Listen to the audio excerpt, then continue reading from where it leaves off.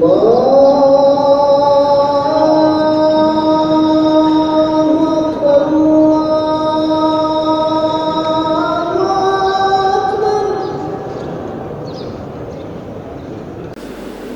گو ہوں کہ اللہ تبارک و تعالیٰ میری آج کی اس گفتگو کا ایک ایک لفظ، ایک ایک حرف جو میں سید الشہداء کی بارگاہ میں پیش کرنے جا رہا ہوں، اللہ تعالیٰ اس کا اجر و ثواب رسول اکرم علیہ السلام کے تصدق سے پروفیسر صاحب کے والد گرامی رحمۃ اللہ تعالیٰ علیہ کی روح کو ایصال کر دے اور ان کے درجات کو بلند کر دے، اور ہمیں توفیق عطا فرمائے کہ ہم اسی طرح دعا گو رہے ہیں۔ علامہ محمد اقبال سے کسی نے پوچھا تھا کہ آپ کا دین کیا ہے، آپ کیسے کنکلوڈ کریں گے کہ میرا دین اسلام کیا ہے؟ آپ نے فرمایا تھا دین سراپا سوختن اندر طلب۔ آپ فرماتے ہیں کہ میں یہ سمجھا ہوں کہ میرا دین یہ ہے کہ اپنے نبی کی محبت میں جل جانے کا نام ہی میں دین اسلام ہے۔ اقبال نے بڑی سادہ سی بات کی، اسے کہا میں یہ سمجھتا ہوں کہ جو مجھے دین سمجھ آیا، فلسفہ پڑھا میں نے، بہت کچھ پڑھا میں نے، لیکن نتیجہ یہ اخذ کیا کہ میں اپنے کسی مسلمان کا اپنے نبی کی محبت میں جل جانے کا نام ہی دین ہے۔ انتہائش عشق و آغازش ادب، وہ کہتے ہیں میرے دین کی انتہا عشق ہے اور آغاز ادب سے ہوتا ہے۔ ادب نہیں تو دین کچھ بھی نہیں ہے۔ رسالت امام علیہ السلام سے پوچھا گیا کہ یا رسول اللہ میں سچا مومن بننا چاہتا ہوں۔ آپ نے فرمایا اچھا اگر تو سچا مومن بننا چاہتا ہے تو ایسا کر کہ تو اللہ سے پیار کیا کر، اللہ سے محبت کیا کر۔ تو عرض کیا میں اللہ سے کیسے محبت کروں؟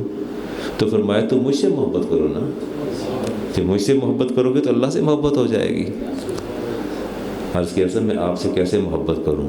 تو فرمایا میرے صحابہ سے محبت کیا کرو نا، میرے صحابہ سے محبت کرو گے تو پھر تمہاری محبت مجھ سے ہو جائے گی، اس سے زیادہ بات کیا ہو سکتی ہے؟ اور آپ نے اگلی بات جو فرمائی وہ قابل غور ہے۔ آپ نے فرمایا کہ لوگ اپنے ایمان کے اعتبار سے یکساں نہیں ہوتے۔ اپنے ایمان، جتنے بھی آپ لوگ تشریف فرما ہیں، اپنے ایمان کے اعتبار سے ہم یکساں نہیں ہیں، ہمارے اندر ویریشنز ہیں، کسی کا ایمان زیادہ ہے کسی کا کم ہے۔ یہ بچے نوجوان بیٹھے میرے سامنے، کیا پتہ اللہ کی ذات بہتر جانتی ان کا ایمان مجھ سے زیادہ کامل ہو۔ فرمایا لوگ اپنے ایمان کے اعتبار سے برابر نہیں ہوتے۔ آپ سے پوچھا گیا کیسے پتہ چلے گا؟ فرمایا ایک پیمانہ ہے، صرف ایک ہی پیمانہ، ایک ہی کرائٹیریا اور ایک ہی یارڈ سٹک ہے۔ جس کو مجھ سے جتنی زیادہ محبت ہوگی اس کا ایمان اتنا ہی کامل ہوگا، جس کو مجھ سے جتنی زیادہ محبت ہوگی اتنا ایمان کامل ہوگا۔ وَمَن لَا مَحَبَّةَ لَهُ لَا ایمان لَهُ، فرمایا جس کے دل میں میری محبت نہیں اس کا ایمان ہی کوئی نہیں ہے۔ اور پھر فرمایا وَمَن لَا مَحَبَّةَ لَهُ لَا ایمان لَهُ، جس کے دل میں میرے لیے محبت نہیں ہے اس کا تو ایمان ہی کوئی نہیں ہے۔ اور اس ایمان اور عشق کی بلندی کو جو ہمیں ذات چھوتی نظر آتی ہے وہ سید الشہداء ام مصطفیٰ اسد اللہ و اسد رسول ہی سیدنا حمزہ بن عبد المطلب رضی اللہ تعالیٰ عنہ کی ذات والا صفات ہے۔ اپنے عشق و وفا کی تابندہ مثال، زندہ مثال۔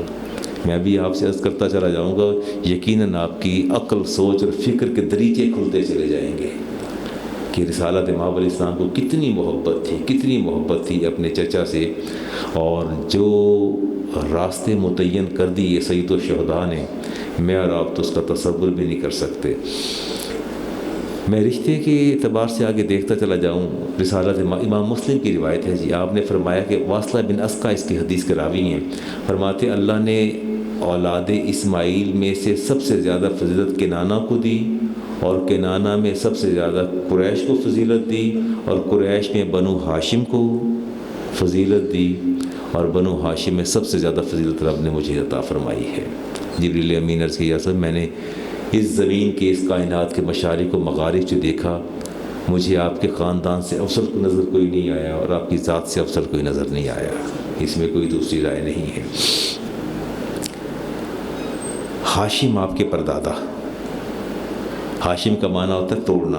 مکہ میں جب قحط سالی ہوئی اور کھانے پینے کا سامان میسر نہیں تھا تو آپ کا قافلہ تجارت آپ لے کے آئے، آپ کے پردادا حضرت ہاشم جب لے کے آئے تو آپ نے وہ جو آٹا تھا یا جو اس کی روٹیاں بنوائی اور اونٹ قطار در قطار ذبح فرمائے. ذبح کرنے کے بعد پھر آپ نے اہل مکہ کو شوربہ بنا کے اس میں روٹیاں ڈال کے سرید کہتے ہیں اسے, وہ پورے مکہ کی دعوت کی اور کئی دن کھلاتے رہے. تب سے آپ کا نام جو ہے وہ ہاشم رکھا گیا. رسالت مآب علیہ السلام سے اسن من رسول اللہ بسنتین, آپ رسالت مآب علیہ السلام سے 2 سال پہلے پیدا ہوئے. ایک روایت میں 4 بھی آتا ہے, ایک روایت میں 2 آتا ہے. 2 سال نبی کریم علیہ السلام سے بڑے تھے. کسی کی ذات سے محبت سمجھ میں آتی ہے. آپ سے میں محبت کرتا ہوں تو آپ کے اوصاف میرے سامنے ہیں, آپ کے خصائل میرے سامنے ہیں, آپ کے معاملات میرے سامنے ہیں. رسالت مآب علیہ السلام آپ کو صرف اپنے چچا سے محبت نہیں تھی بلکہ آپ کے نام سے بھی بڑی محبت تھی. دیکھیے آپ بندے سے محبت کرتے ہیں, نام کو ہمیشہ ہم صرف نظر کرتے ہیں, نام کو تو اتنا بندہ نہیں اہمیت دیتا. رسالت مآب علیہ السلام تشریف فرما تھے. جابر بن عبداللہ اس حدیث کے راوی ہیں. ایک شخص حاضر ہوا اور عرض کرتا ہے یا رسول اللہ صلی اللہ علیہ وسلم, اللہ نے مجھے بیٹا عطا فرما دیا ہے, اللہ نے مجھے بیٹا عطا فرما دیا, اس کا میں نام کیا رکھوں؟ ما نسمیہ قال سموہ بأحب الاسماء فرمایا اس کا وہ نام رکھو جو مجھے سب ناموں میں سے زیادہ پسند ہے. عرض کیا کیا؟ فرمایا حمزہ ابن عبد المطلب, مجھے حمزہ سب سے زیادہ پسند ہے نام. فرمایا اپنے بیٹے کا نام حمزہ رکھو, اپنے بیٹے کا نام حمزہ رکھو. آپ دیکھیے کہ نام سے کتنی محبت ہے. اگر نام سے اتنی محبت ہے تو ذات سے کتنی محبت ہوگی. آپ اس کو کیٹاگوری دیکھتے جائیے نا کہ نام سے اتنی محبت ہے. فرمایا وہ نام رکھو جو اللہ کے رسول کو سب سے زیادہ پسند ہے, محبوب ہے. عرض کیا کون سا نام؟ فرمایا میرے چچا کے نام پہ نام رکھو, میرے چچا کے نام پہ نام رکھو. شہید ہونے کے بعد جبریل امی آپ کی خدمت میں حاضر ہوئے. عرض کرتے ہیں کہ لن اصابہ بمثلی کا ابدا, کہ آپ کے چچا کی شہادت جیسی کوئی شہادت نہیں ہے. اور پھر آپ نے خبر دی اپنی صاحبزادی حضرت فاطمہ کو اور اپنی پھپھی جان کو خبر دی ان حمزہ مکتوب فی اہل السماوات حمزہ من عبد المطلب اسد اللہ واسد رسول ہی. آپ فرماتے ہیں کہ اللہ تبارک و تعالیٰ نے آسمانوں پر لکھ چھوڑا ہے حمزہ بن عبد المطلب اسد اللہ و اسد رسول ہی. اللہ نے لکھ دیا آسمانوں پر. جبریل نے مجھے خبر دی ہے انہیں اسد اللہ کے نام سے پکارا جا رہا ہے, اسد رسول ہی کے نام سے پکارا جا رہا ہے. آپ فرماتے تھے میرے چچا نے ہمیشہ حق بات کہی ہے, ہمیشہ حق بات کہی. فرمایا حق بات بھی ایسی کہی سید الشہداء حمزہ بن عبد المطلب ورجل قال الی امامی جابر, آپ نے جابر امام کے سامنے بھی حق بات کہی, اور ایسا جابر جو حق سننے کا عادی نہ ہو اسی وقت جو ہے وہ دوسرے کو مد مقابل کو تہ تیغ کر دے. رسالت مآب علیہ السلام کی 3 پہلوؤں سے نسبت تھی. سید الشہداء سے 3 پہلوؤں سے نسبت تھی. رضاعت جو تھی, رضاعت جسے ہم کہتے ہیں, آپ اس کی نسبت آپ دیکھ لیجئے کہ آپ 3 ماؤں کی نسبت سے آپ کے رضائی بھائی تھے. سید الشہداء 3 ماؤں کی نسبت سے. پہلی حضرت سویبہ تھی وَأَخُوهُ مِنَ الرَّضَاعَةِ وَارْضَعَتْهُمَا سویبۃ مولات ابو لہب. جو سویبہ خادمہ تھی اسی کا دودھ پیا سید الشہداء نے, اسی کا دودھ پیا رسالت مآب علیہ السلام نے. دوسری جو نسبت آتی ہے حلیمہ سعدیہ کی آتی ہے. حدیث پاک میں آتا ہے حمزہ تو رضیع رسول اللہ من جہتی حلیمہ سعدیہ تھی. آپ نے حلیمہ سعدیہ کا دودھ پیا اور سید الشہداء نے بھی حضرت حلیمہ سعدیہ کا دودھ پیا. تو اس دوسری نسبت سے بھی جو ہے وہ آپ رضائی بھائی. اور تیسری ماں جو تھی حضرت حلیمہ سعدیہ کے پاس جب قیام پذیر تھے اس وقت بنو سعد بن بکر کی خاتون تھیں, انہوں نے ایک دن دودھ پلایا تھا اور وہ رسالت مآب علیہ السلام کو دودھ پلایا, انہوں نے دودھ پلایا تھا سید الشہداء کو. تو گویا رسول کریم علیہ السلام کی 3 ماؤں کے اعتبار سے رضائی نسبت تھی سید الشہداء رضی اللہ تعالی عنہ کی ذات والا صفات سے.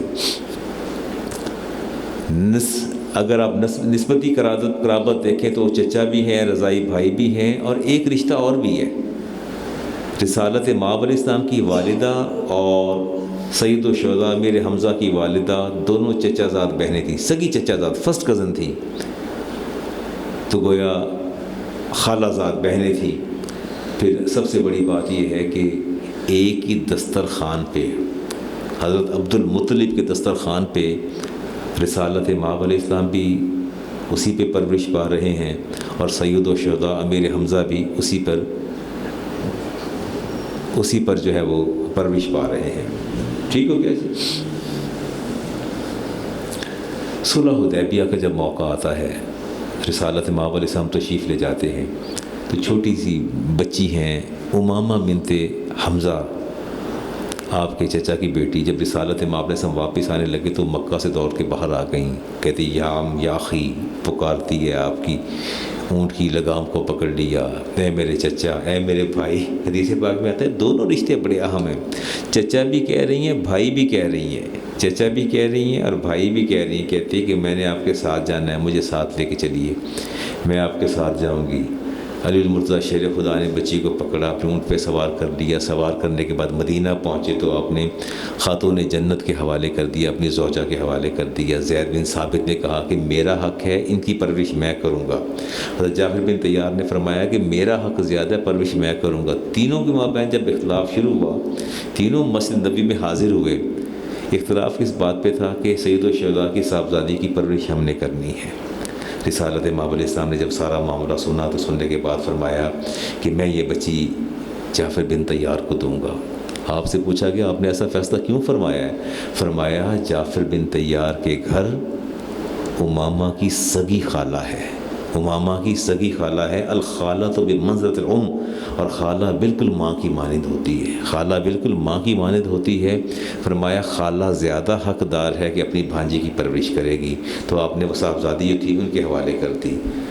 اسلام کا واقعہ اگر آپ دیکھیں، سید الشہداء کے اسلام لانے کا واقعہ تو وہ آپ کے سامنے ہی ہے۔ عبداللہ بن جدعان کی لونڈی تھی، کنیز تھی، اس کنیز نے آپ کو خبر دی کہ آج میں صفا کی پہاڑی کے قریب آپ کے بھتیجے آپ شکار پر گئے تھے، سید الشہداء امیر حمزہ شکار پر تشریف لے گئے تھے۔ جب واپس آئے تو اس کنیز نے کہا کہ آج تو بڑا عجب معاملہ ہوا، آج ابو جہل کا یہاں سے گزر ہوا اور آپ کے بھتیجے محمد صلی اللہ علیہ وسلم وہاں موجود تھے، اس نے مار مار کے آپ کو زخمی کر دیا۔ فقالت لہو، حدیث کے الفاظ آتے ہیں، فقالت لہو یا با مارتا، مخاطب ہوتی ہیں یا با مارتا، رأیت ما لقیا ابن اخیک محمد، آج میں نے بڑا عجیب منظر دیکھا ہے، آج آپ کے بھائی کے بیٹے محمد صلی اللہ علیہ وسلم کو من ابی الحکم آنفاً، ابی الحکم کہتے ہیں، وہ جہل کو ابی الحکم کہا جاتا تھا، دانائی کا باپ کہا جاتا تھا، تو کہتے ہیں آج اتنا مارا۔ فرماتے ہا وجدہ ہا ہونا فاذاہ فشتمہ وبلغ یکرہ، فرمایا بہت مارا، بہت مارا، بہت گالیاں دی، وما یکرہ، اور ہر وہ ناپسندیدہ بات کہی جو سنی نہیں جا سکتی تھی۔ اور اس کے بعد وہ جا کے قریش کی مجلس کے اندر بیٹھا ہے، آرام کر رہا ہے، اور اگلی بات کہتی ہیں کہ وہ مارتا رہا وَلَمْ يُكَلِّمْ مُحَمَّدًا علیہ السلام، لیکن آپ کے بھتیجے محمد نے ایک لفظ بھی نہیں کہا اور ان کا ہاتھ بھی نہیں روکا وہ جہل کا۔ آپ دیکھیے ستم، دیکھیے آپ، وہ کنیز کہتی ہے، جدعان کی کنیز کہتی ہے کہ آج میں نے بڑا عجب منظر دیکھا، اتنا مارا لیکن وَلَمْ يُكَلِّمْ مُحَمَّدًا صلی اللہ علیہ وسلم، ایک لفظ بھی نہیں کہا۔ فَأَحْتَمَ عَلَى حَمْزَةَ الْغَضَبِ، غضب سے بالکل اپنے سے باہر ہو گئے۔ لما اراد اللہ من کراہتی اور کرامتی، غصے کے ساتھ اٹھے۔ وہ ہاشمی شیر جب روانہ ہوئے جیسے مست شیر جاتا ہے، غصے اور جلال سے بھرے جا رہے تھے۔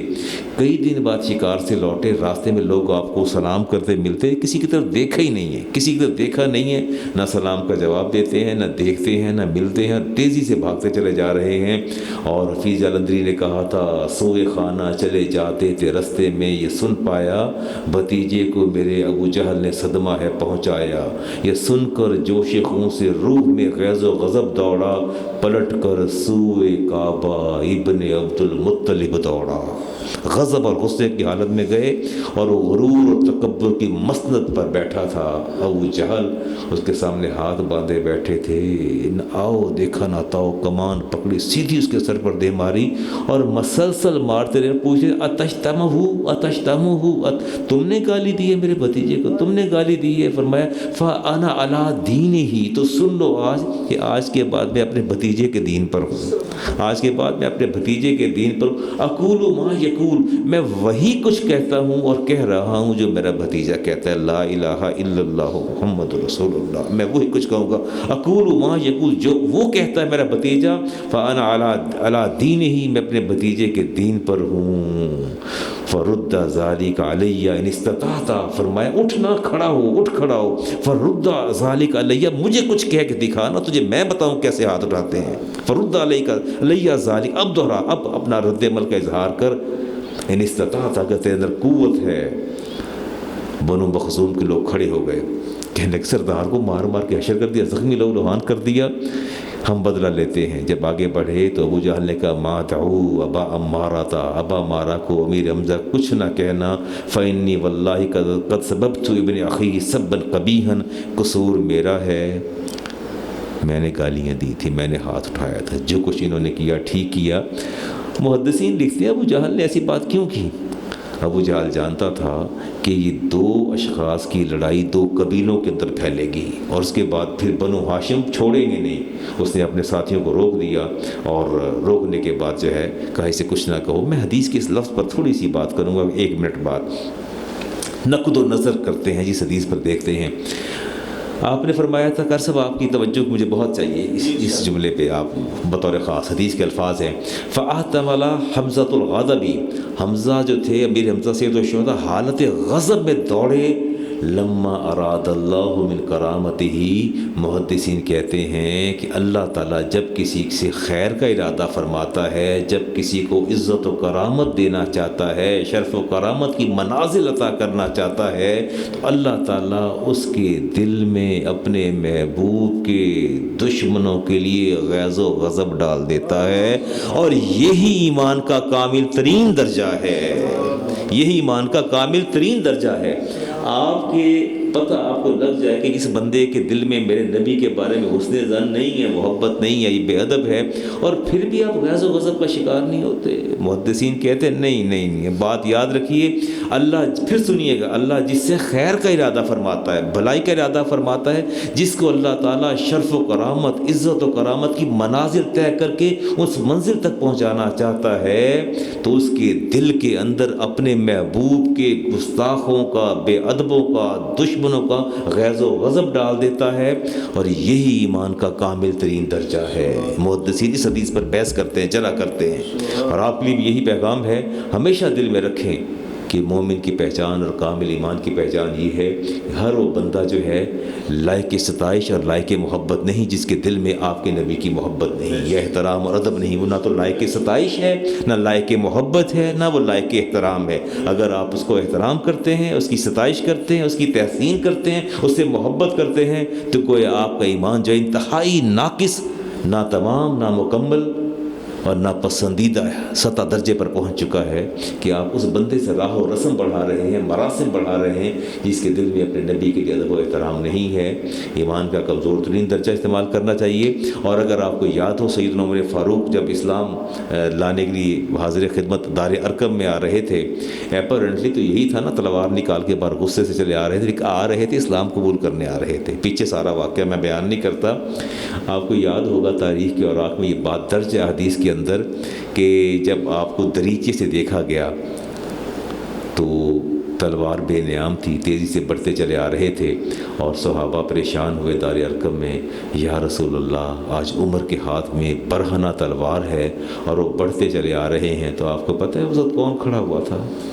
اس مجلس میں سب سے پہلے دروازے کے سامنے، رسالت امام کے سامنے سید الشہداء تشریف لائے تھے، اٹھ کے کھڑے ہوئے اس مجلس سے سامنے دروازے کے آگے، اور کیا کہا تھا؟ قال حمزہ بن عبد المطلب فأذن لہ، فرمایا ہٹ جاؤ پیچھے، کھولو دروازہ، کھولو دروازہ۔ عمر تلوار لے کے آ رہا ہے، فرماتے ہیں فَإِن كَانَ جَاءَهُ يُرِيدُ خَيْرًا بَذَّلْنَاهُ، اگر تو وہ ارادہ خیر سے آئے تو امیر حمزہ ان کا استقبال کرے گا، ان کو خوش آمدید کہے گا، فرمایا خیر مقدم کرے گا۔ وَإِن كَانَ جَاءَ يُرِيدُ شَرًّا، اور اگر آج عمر ابن خطاب شر کے ارادے سے آیا ہے، قَتَلْنَاهُ بِسَيْفِهِ، یہ تلوار بہن، فرمایا اس تلوار سے عمر کا سر میں قلم کر دوں گا۔ بڑی جرت کی بات ہے، بڑی جرت کی بات ہے دار ارقم میں سامنے آ جانا، اور سامنے آ کے آپ نے ایسی بات کی، اور سارے خاموش ہو کے بیٹھ گئے۔ جہاں سید الشہداء کھڑے ہو جائیں وہاں تو سوال ہی پیدا نہیں ہوتا۔ اگر کبھی آپ کو اتفاق ہوا ہو تلوار کو پکڑنے کا اٹھانے کا مجھے 2-3 دفعہ اتفاق ہوا، اس کو ویٹ کے لیے، چلانے کے لیے نہیں، ویٹ کرنے کے لیے، اس قدر بھاری ہوتی ہے اس کو یہاں سے اٹھایا نہیں جاتا، اوپر لہرانا تو بڑی دور کی بات ہے، بڑی ہیوی، یعنی اس کا ویٹی ہوتی ہے، اس کا اٹھانا بہت مشکل ہوتا ہے۔ اور آپ کے علم میں شاید ہیں سیدنا خالد بن ولید تلوار کا 35 کلو وزن، 35 کلو وزن، اب کر لیجئے بات، اتنی بڑی تلوار۔ اور آپ یہ دیکھیے کہ کمال کی بات تھی کہ 2 تلواروں سے جہاد کرنے والی واحد ذات سید الشہداء کی ذات تھی، دونوں ہاتھوں سے تلوار چلاتے تھے۔ اب یہ آپ نے شعر پڑھا، وہ حمزہ کی جاں بازیاں کچھ پڑھ رہے تھے، حمزہ کی جاں بازیاں، تو جاں بازیاں تو ایسے ہی تھے نا، 2 ہاتھوں سے تلوار پکڑتے تلوار چلاتے تھے، اور چلاتے بھی رسول کریم علیہ السلام کے سامنے آ کے چلاتے تلوار، اور چلاتے دونوں ہاتھوں سے تلوار چلاتے تھے۔ اور اعزاز تھا کہ سب سے پہلے کانت رایت حمزہ اول رایت عقدها رسول اللہ لعہد من المسلمین، پہلا اعزاز آپ کو یہ حاصل ہے کہ اسلام کا سب سے پہلا پرچم بھی آپ کو عطا کیا گیا جب سریہ پہ تشریف لے گئے، اور سب سے پہلے جو ہے جھنڈا بھی آپ کو دیا گیا، اور سب سے پہلا سریہ بھی جو تھا اس میں بھی آپ تشریف لے گئے۔ رسالت مآب علیہ السلام جب آپ کے چچا کی شہادت ہوتی ہے اور آپ کے اعضاء کو جو ہے وہ اپنا مسلح کیا جاتا ہے، قطع کیا جاتا ہے، توڑا جاتا ہے، تو رسالت مآب علیہ السلام ڈھونڈتے وقت جدیا و مفصل بھی دیکھا تو آپ کے چچا کا جو ہے اعضاء جو تھے وہ کٹ چکے تھے، تو آپ نے فرمایا تھا، وہ جملہ آپ نے فرمایا تھا، لن اصاب مثلی کا، اے میرے چچا روئے زمین پر جو شہادت، جس طرح شہادت آپ کی ہوئی ہے نہ اس سے پہلے کبھی ہوئی ہے نہ آئندہ کبھی ہوگی۔ لفظ سن لیجئے، لن اصاب بمثل کا، آپ جیسی شہادت کو کوئی نہیں پہنچ پائے گا۔ یہ الفاظ تھے رسالت مآب علیہ السلام کے کہ آپ جیسی شہادت کو کوئی نہیں پہنچ پائے گا۔ واللہ لأمثلن ب70 منہ مکانہ کا، آپ رحمت للعالمین تھے، پر غصے میں فرمایا خدا کی قسم محمد صلی اللہ علیہ وسلم آپ کے بدلے 70 کفار کا مسلح کرے گا، ان کی اعضاء کو منقطع کر دے گا۔ اللہ تعالیٰ نے فرمایا بھی ہم نے تو آپ کو رحمت للعالمین بنا کے بھیجا ہے۔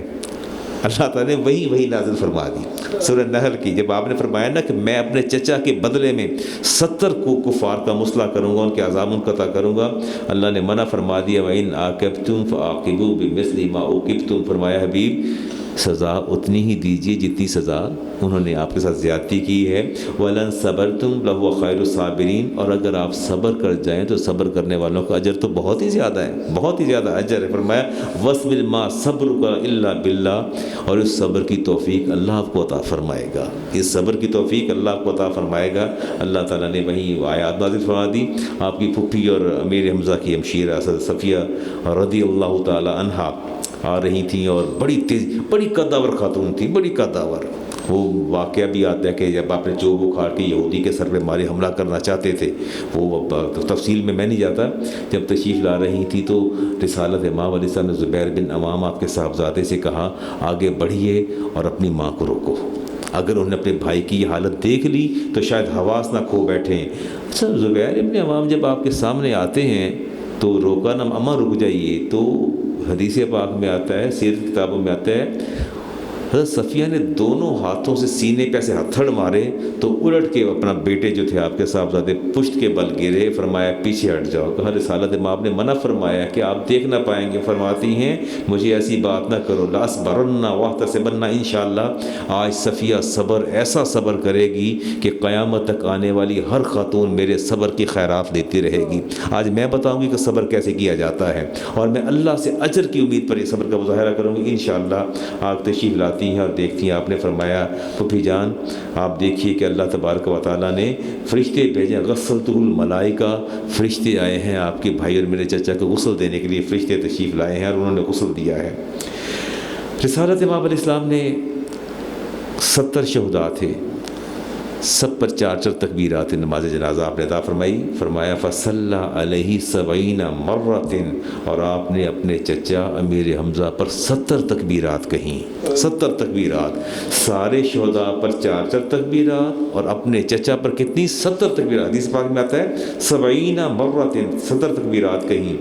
جب آپ گھر تشریف لائے نا مدینہ، گھر تشریف لانے کے بعد دیکھا تو جن گھروں کی شہادت ہوئی تھی وہاں سے خواتین کی سسکیوں اور آہوں کی آواز آ رہی تھی، سسکی اور آہوں کی آواز سن کے آپ آگے بڑھتے چلے گئے. فرمایا لکنّ حمزہ لا بواکی لہو. بڑی حیرت کی بات ہے کہ حمزہ پر سسکیاں لینے والی بھی کوئی نہیں ہے اور آہیں بھرنے والی بھی کوئی نہیں ہے. حیرت کی بات ہے، ہر گھر سے جہاں شہادت ہوئی ہے وہاں سسکیوں کی بھی آواز آ رہی ہے اور آہوں کی بھی آواز آ رہی ہے.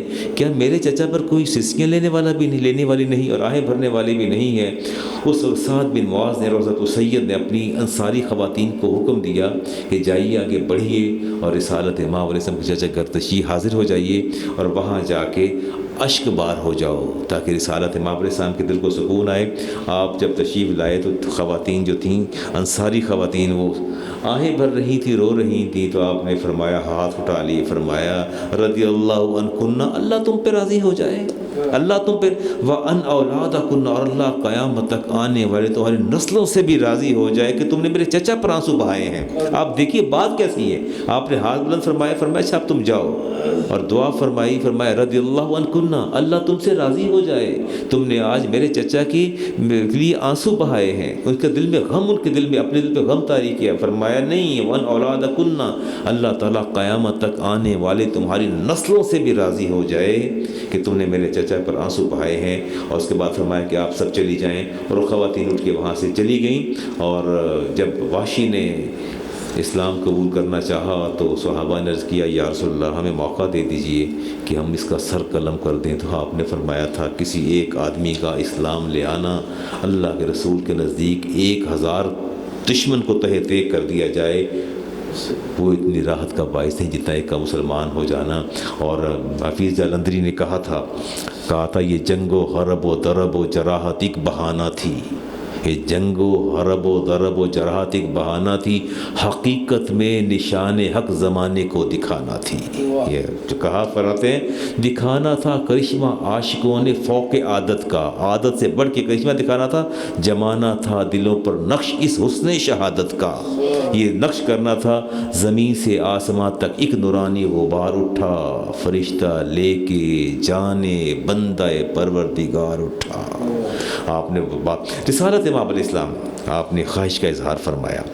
جب واپس آئے تو اشک بار سے خواہش کا اظہار فرمایا کہ اما واللہ لو وددت انی وددت مع اصحاب بحدنی جبلی، خدا کی قسم میرا یہ دل چاہتا ہے کہ میں واپس مدینہ نہ آتا بلکہ اپنے اصحاب اور چچا کے ساتھ وہیں گھاٹی میں رہ جاتا. یقول قتلت معہم، اور آج مجھے بھی وہیں شہید کر دیا جاتا کہ میرا مدینہ واپس آنے کو دل ہی نہیں کر رہا تھا کہ میرے سید و شہداء چچا میرے وہاں موجود ہیں. آپ محبت کو اس کو کس پیمانے پر پرکھیں گے، کس کسوٹی پر جا کے آپ کو دیکھیں گے کہ کتنی محبت تھی. پھر یہی نہیں، رسالت امام علیہ السلام زیارت شہدائے احد کے لیے اکثر تشریف لے جاتے، بڑی کثرت سے جاتے. ابھی حریرہ حدیث کے راوی ہیں، جب آپ گھاٹی کے نیچے دہانے پر پہنچتے فرماتے السلام علیکم بما صبرتم، تم پر سلامتی ہو اس صبر کے سبب، جو صبر جس کا تم نے مظاہرہ کیا. فنعم عقبی الدار، رب نے تمہیں کتنا اچھا گھر عطا فرمایا ہے. حدیث پاک میں آتا ہے کہ آپ کا معمول تھا عہدۂ شہد کے مزارات پر جانا، اپنے چچا کے مزار پہ جانا. اس کے بعد حدیث پاک میں آتا ہے ثم کان ابا بکر بعد النبی یفعلہ، رسالت امام علیہ السلام کے وصال کے بعد ابو بکر نے معمول بنا رکھا تھا، خلیفہ اول نے، خلیفۃ المسلمین نے، خلیفۃ الرسول نے، کہ وہ ہمیشہ تشریف لے جاتے، حاضری دیتے مزار پر. ثم کان عمر بعد ابا بکر یفعلہ، عمر فاروق، ابو بکر کے بعد عمر فاروق تشریف لے جاتے، بڑی باقاعدگی کے ساتھ جا کے وہاں سلام برس کرتے حالتے. وکانا عثمان بعد عمر یفعل ذلک، اور عمر فاروق کے بعد عثمان غنی تشریف لے جاتے. ان کی حیات کا معمول تھا کہ سید الشہداء کے مزار پر حاضری دیتے. رسالت امام حاکم کی حدیث 4320 اس کا نمبر ہے. ان النبی زار قبر شہداء بعہد، آپ نے عہد کے جو شہداء تھے ان کی قبر کی آپ زیارت فرماتے. ان النبی زارہ، زیارت فرماتے، اپنے چچا کی قبر کی زیارت فرماتے. آپ وہ بات تو غور کریں نا، ان النبی زارہ، آپ زیارت فرماتے اپنے چچا کی شہداء احد کی.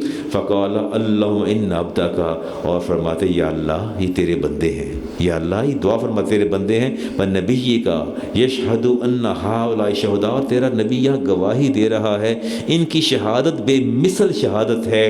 وانہ من زارہم، اور آپ کا نبی ہے میرے رب، آپ کا نبی یہ دعا کر رہا ہے من زارہم، جو میرا امتی یہاں کے زیارت کرے، وسلم علیہم، اور میرے چچا کو سلام کرے اور ان کے شہداء کو سلام کرے، فرمایا الی یوم القیامت رد علیہ، ان سب شہداء کو اور میرے چچا کو یا اللہ تو توفیق دے دے کہ میرے ہر امتی کے سلام کا جواب دیا کرے، ہر امتی کے سلام کا جواب دیا۔ میں نے حدیث پڑھی آپ کے سامنے، کہ دعا فرمائی رسالت مآب علیہ السلام، یا اللہ قیامت تک میرا جو بھی امتی آئے، میں آج ہاتھ اٹھا کے تیری بارگاہ میں التجا کرتا ہوں کہ ان کو تو توفیق عطا فرما دے، میرے چچا کو اور شہداء احد کو جو بھی زیارت کرے یہ اس کو سلام کا جواب دیں۔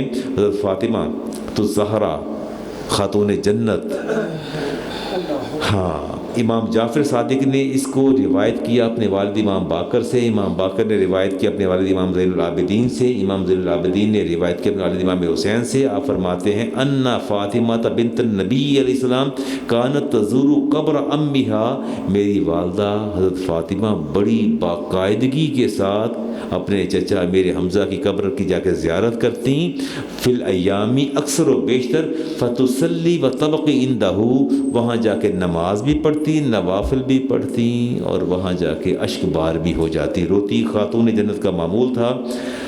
امام بہقی کی روایت، فاطمہ خزائیہ تابعیہ ہیں، فرماتی ہیں میں دوران سفر جا رہی تھی اور میری بہن میرے ساتھ تھی، میں اپنی گفتگو کو بالکل آخری مراحل میں، بالکل 2 منٹ میں بات ختم سمیٹنے جا رہا ہوں۔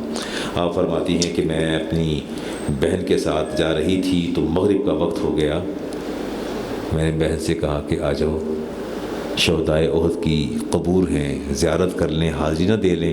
آپ فرماتی ہیں تابعیہ ہیں، آپ فرماتی ہیں میں نے وہاں جا کے کہا السلام علیکم یا اما رسول اللہ، میں مزار پہ گئی، میں کہا السلام علیکم اے میرے رسول کریم کے چچا، فرماتی میں نے سلام کیا، فرماتی فسمعنا کلاما، کہتے واللہ میں نے اپنے کانوں سے کلام سنا، رد علینا وعلیکم السلام ورحمۃ اللہ، میں نے اپنے کانوں سے سنا نماز مغرب کے وقت کہ قبر سے آواز آئی وعلیکم السلام ورحمۃ اللہ، میں نے سید الشہداء کی قبر سے جو ہے وہ میں نے یہ کلام سنا اور میرے سلام کا جواب دیا۔ تابعی رسول ہیں، تابعیہ ہیں، وہ فرماتی میں نے سنا، یہ اس دعا کا نتیجہ تھا جو آپ نے فرمایا کہ یا اللہ قیامت تک میرا جو بھی امتی آ کے میرے چچا کے مزار پر سلام کہے تو یا اللہ ان کو توفیق دینا کہ اس کے ہر سلام کا، ہر ایک کا سلام کا جواب دے سکیں۔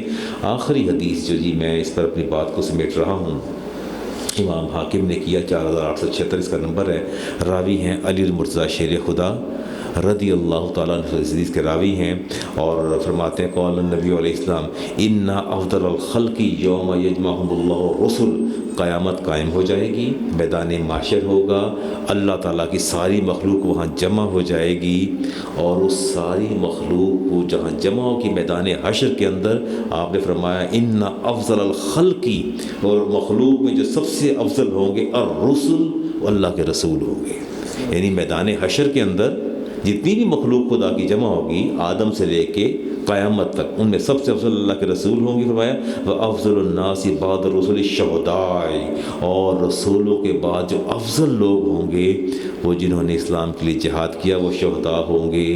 وَإِنَّ أَفْضَلَ الشُّهَدَاءِ حمزہ بن عبد المطلب، اور میں یہ اعلان کر کے جا رہا ہوں کہ ان شہداء میں سب سے افضل اور سردار سید الشہداء امیر حمزہ رضی اللہ تعالیٰ عنہ کی ذات والا صفات ہوگی، اس سب شہداء میں افضل ہوں گے۔ میرا تو یہ وجدان اکثر مجھے یہ خبر دیتا ہے، وجدان یہ کہتا ہے کہ غزوہ احد سے لے کے قیامت تک جتنے شہداء ہوں گے، ہر شہید کی روح سب سے پہلے جا کے جبین نیاز سید الشہداء کے مزار پر ٹیکتی ہوگی، وہاں سے خیرات لے کے پھر بلندی پر جاتی ہوگی، جب اپنے سردار کے پاس پہلے جاتی ہوگی، سردار کے بعد پھر وہ رب کی بارگاہ میں حاضر ہوتی ہوگی کہ ہماری بھی شہادت کو جو ہے اللہ تعالیٰ قبول فرما لے، ان کی شہادتیں بھی اللہ تعالیٰ سید الشہداء سے قبول فرمائے گا۔ میں نے جو کچھ کہا آپ نے سنا، اللہ تعالیٰ اس گھر کے در و دیوار پر اس کی برکات کا ظہور فرما دے، اللہ تعالیٰ اس گھر کی ہر مکین پر، مکان کے ہر مکین پر، حاضرین کے دلوں پر اللہ تعالیٰ ان کی برکات کا ظہور فرما دے، اور اللہ تعالیٰ اس مکان کے مکین اور حاضرین کی بخشش کا سبب آج کی یہ گفتگو بنا دے جو میں نے سید الشہداء کے بارے میں کلام کہا۔ اللہ تعالیٰ ہم سے راضی ہو جائے، اللہ کے رسول بھی ہم سے راضی ہو جائیں کہ آج ہم نے ان کے چچا کا ذکر بڑی شرح و بسط کے ساتھ اور محبت سے کیا ہے۔ اللہ تعالیٰ اس ذکر کو میری بھی نجات نجات بنا دے اور آپ کی بھی نجات بنا دے. وما علیہ الا البلاغ المبین. ایک چھوٹی سی گزارش کرنا تھی میں نے آپ سے، وہ بھی آداب کے بھی منافی ہے. اور ہمارے مسجد کمیٹی ایڈمنسٹریٹو کمیٹی کے ممبر ہیں جی شیخ اخلاق صاحب، ان کی والدہ کا ختم ہے، یہ ساتھ ہی رہتے ہیں. یہ گیٹ ہے اس کا القاص کا، تو القاص گیٹ کے سامنے ہی ان کی گھر ہے. تو انہوں نے کہا تھا کہ مغرب کی نماز آپ ہمارے پاس پڑھا دیں اور دعا بھی کر دیں، ان کی والدہ کا ختم ہے. آپ مجھے اجازت دیجیے گا، میرے بارے میں حسن ظن رکھیے گا تاکہ میں وہاں جماعت وہاں کروا دوں اور دعا بھی کر دوں. ان سے میرا شیخ اخلاق صاحب سے ایکسائز میں ہوتے ہیں، وہ ان سے میرا پرانا تعلق ہے مسجد کے حوالے سے بھی. تو میں وعدہ بھی کیا تھا میں پروفیسر صاحب سے اجازت لے لوں گا اور میں نماز مغرب بھی پڑھا دوں گا اور دعا بھی کر دوں گا. اللہ تعالیٰ میری اس حاضری قبول فرمائے اور آپ کی حاضری قبول فرمائے.